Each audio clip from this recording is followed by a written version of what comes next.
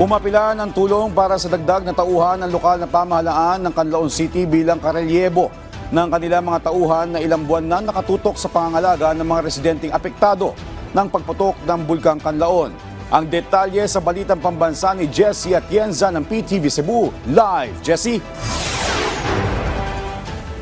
Yes, Joshua, ayon nga sa alkalde ng Canlaon City, history in the making kung ituring nila itong sitwasyon nila dito dahil nga sa 6 to 10 months na nakatutok ang kanilang mga personnel dito sa sitwasyon ng Bulkang Canlaon at maging sa kanilang mga kababayan na patuloy na nasa kanilang pangangalaga. Ito ang Macario Española Memorial School, isa sa 8 evacuation camps sa lungsod ng Canlaon at ang kauna-unahan na binuksan simula noong buwan ng Hunyo ng nakaraang taon. Ayon sa camp manager, nasa halos 400 internally displaced persons o IDPs ang inaalagaan nila ngayon. May water filtration system din dito na naka-install na mula sa Office of Civil Defense at AFP. May mga vitamins at gamot para sa mga IDPs sakaling magkasakit. Nagsasagawa din ng face-to-face classes sa ibang classrooms ng paaralan. Yung rooms sir na intended for IDPs is only 27. So ngayon, dati kasi sir is 41 rooms kami. So occupied yun sa mga IDPs. Kaso lang, nag-decide naman yung ano natin na pwede na pauwiin yung beyond 6 kilometers. Kaya nakauwi na sila. So meron tayong mga vacant rooms. Yung mga vacant rooms, na-occupied na naman yun ng mga taga-Mabigo na mga estudyante. Yung mismo na MEMS na mga estudyante, sir. Kahit 10 buwan na sila dito, hatid pa rin nila ang serbisyo para sa mga evacuees, gaya ng pagkain at personal na pagkalinga. Kaya naman, hindi maiwasan ng isa sa mga IDPs na si Aling Julieta na maiyak dahil sa panahon na sila ay nangangailangan ay mayroon silang nasasandalan. 4 na buwan na rin siyang nakatira dito. Sige lang, okay, ano mo? Nalipay ko sa nga nag-uol.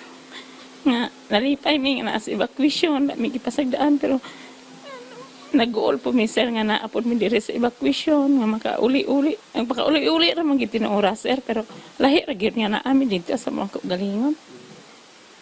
Nalipay ra po pasalamat sa Ginoo sir nga wala mi gipasagdaan sa gobyerno. Safe ra gyud pud mi sir sa amo ang kaugalingon. Pero di gid mahimo sir nga makahilak ko. Kani sir nalipay gani mi nga kanang wala na bitaw siya ng alboroto pero nag-alboroto na po sir. Siyempre gibati na po kag-uol sir gano saan na po may makapauli. Maituturing ng lokal na pamahalaan na makasaysayan ang kanilang sitwasyon dahil sa pinahabang panahon na sila humaharap ngayon sa pagsubok na dala ng Bulkang Canlaon. Kaya kumakatok ulit ang LGU sa national government ng tulong at karagdagang manpower para rin makapagpahinga ang kanilang mga personnel. DSWD offered us carer for the carers. Carer for the carers? Carer for the carers. So it means that the carer will also be cared. No? But how? So we will be given time to relax. We will be, of course, undergone emotional stress debriefing. DSWD offered it to us. No, and we are very much thankful. But what we did is, and what we really need is a reliever actually.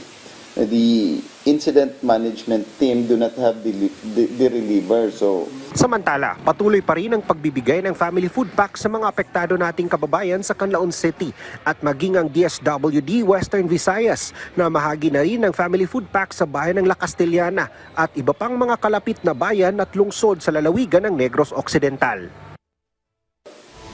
Samantala, Joshua, inanunsyo na rin ng Department of Tourism na pinasususpindi na nila ang mga tourism activities sa mga LGU malapit sa Bulkang Canlaon. Kabilang na riyan ang bayan ng La Castellana, ang mga lungsod ng La Carlota, Bago at ang iba pang mga kalapit na mga bayan.